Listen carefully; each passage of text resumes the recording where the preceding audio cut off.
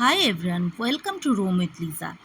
চলে এসেছি কুলদিয়া part 2 video নিয়ে। এখানে নেক্সট দিন আমরা কুলদিয়াতে কি ভিজিট করেছি সেইটা তোমাদের সাথে শেয়ার করব। এখন বাজে ভোর 6টা। আমরা রেডি হয়ে নিয়েছি বেরোবো বলে। আমরা আরও কিছু স্পট আছে সেইগুলো দেখার জন্য রেডি হয়ে গেছি। আমরা সকাল সকাল আজকে বেরিয়ে গেছি। জঙ্গলটা খুব সুন্দর লাগছে, কেন কি কালকে রাতে খুব ঝড় বৃষ্টি হয়েছে। তো বৃষ্টি হওয়ার পরে জঙ্গলের বিউটিটা আরও যেন এনহ্যান্স হয়ে যায়। তো এখন খুব সুন্দর লাগছে। এখন আমরা যাব কুলদিয়া ফরেস্টে। দেখি আজকে কি দেখায়। আমরা যে গাইড নিয়েছিলাম সে দেখাবে আজকে।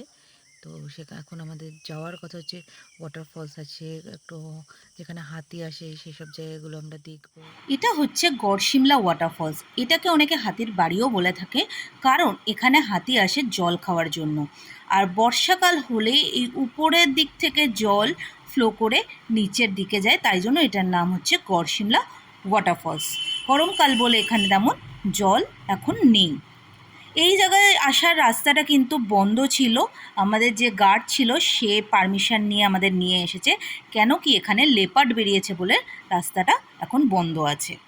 এই জায়গাটাও ঋষিয়া নেচার ক্যাম্পের পিছন দিকটা। এই জায়গাটাও কিন্তু বর্ষাকালে পুরো জলে ভর্তি হয়ে যায়। এখানে অলরেডি দুটো বোট আছে, প্লাস এই যে বড় জিনিসটা দেখতে পাচ্ছেন এটাও কিন্তু জল হয়ে গেলে জলের মধ্যে ফ্লোট করে। তো সেটাও বর্ষাকালে এলে তখন আপনারা এই বোটগুলো আর এই ফ্লোটিং যে জিনিসটা রয়েছে এটাতে করে এখানে জলে ঘুরে বেড়াতেও পারবেন।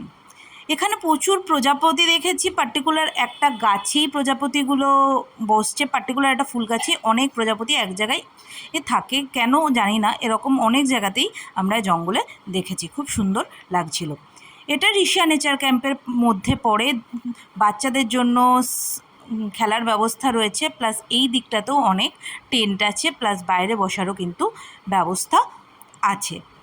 আপনারা যারা আমার ভিডিও দেখতে পছন্দ করেন তারা অবশ্যই ভিডিওটাকে লাইক করুন, শেয়ার করুন, আর আমার চ্যানেলে যারা নতুন অবশ্যই সাবস্ক্রাইব করুন এরকম আরও অনেক জায়গার ভিডিও দেখার জন্য। খুব তাড়াতাড়ি নিয়ে আসবো আরও অন্য রকম জায়গার ভিডিও, যেগুলো আপনাদের আশা করি পছন্দ হবে। ঋষিয়া নেচার ক্যাম্পের প্রেমিসিসের মধ্যেই অনেক জায়গায় বসার ব্যবস্থা করে দেওয়া আছে, যাতে আপনারা বসেও সময় কাটাতে পারেন। এবার চলে যাব আমরা ব্রেকফাস্ট করতে। ব্রেকফাস্টে ছিল পরোটা, ডিম সিদ্ধ, আলুর তরকারি, আপনারা চাইলে ডিমের অমলেটও নিতে পারেন, আর ছিল সাথে চা। পরোটাও কিন্তু চাইলে ওরা আরও দেবে। ওভারঅল এনভায়রনমেন্টটা খুব সুন্দর।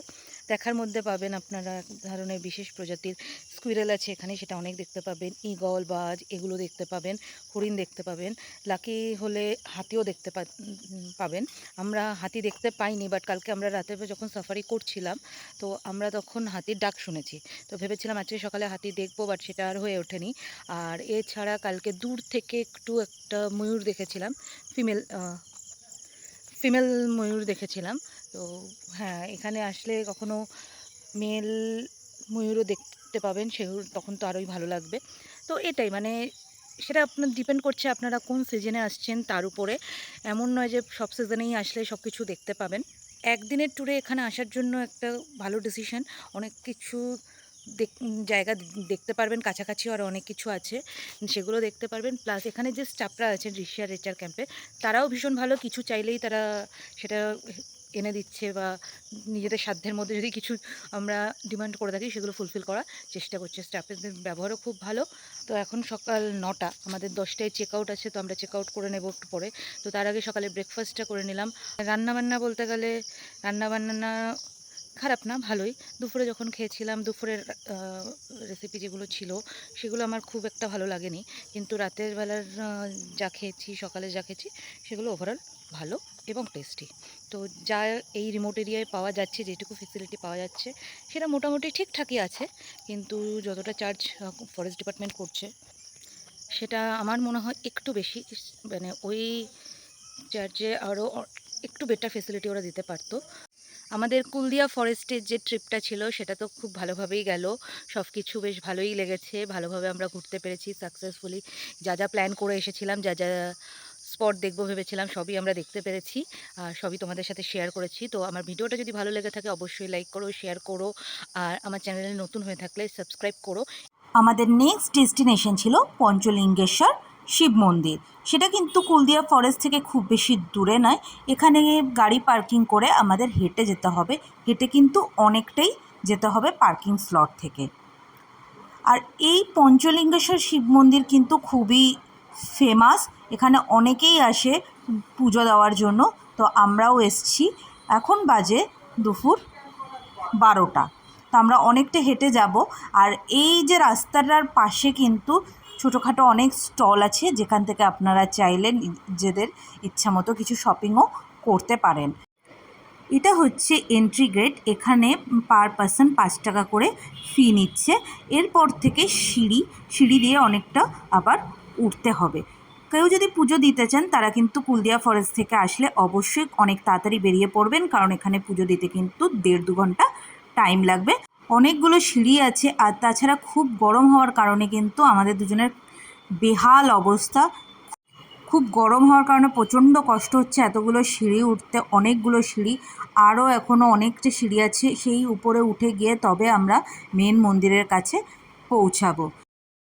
আমাদের next destination Emami Jagannath temple. এই মন্দিরটা দুপুরবেলা কিন্তু বন্ধ ছিল, আমরা এসছি 2টো নাগাদ, বন্ধ ছিল, এটা আবার খুলবে বিকেল 4টের সময়। এই মন্দিরটা কিন্তু পুরীর জগন্নাথ টেম্পল আর কোণারক টেম্পলের আদলে বানানো। মন্দিরের উপরের ভাগটা জগন্নাথ টেম্পলের আদলে বানানো, আর নিচে কোণারক টেম্পলের মতো আদলে এটা পুরোটাই বানানো। খুব সুন্দর একটা মন্দির। নেক্সট হচ্ছে আমাদের গোপীনাথ টেম্পল, এটাও দুপুরবেলা বন্ধ ছিল। এইসব টেম্পলগুলো ছোট ছোট টেম্পল, একটা দর্শনীয় স্থান, কিন্তু ছোট, সেই কারণে দুপুরবেলা কিন্তু এগুলো বন্ধই থাকে। আবার সব টেম্পল খুলবে বিকেল 4:30 নাগাদ। এটাও খুব সুন্দর একটা টেম্পল, এটা একটা কৃষ্ণ মন্দির।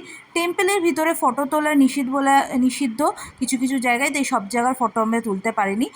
এই টেম্পলের কারুকার্যও কিন্তু দেখার মতো একটা জিনিস, আপনারা আসলে অবশ্যই এই টেম্পলটাও ঘুরে যাবেন।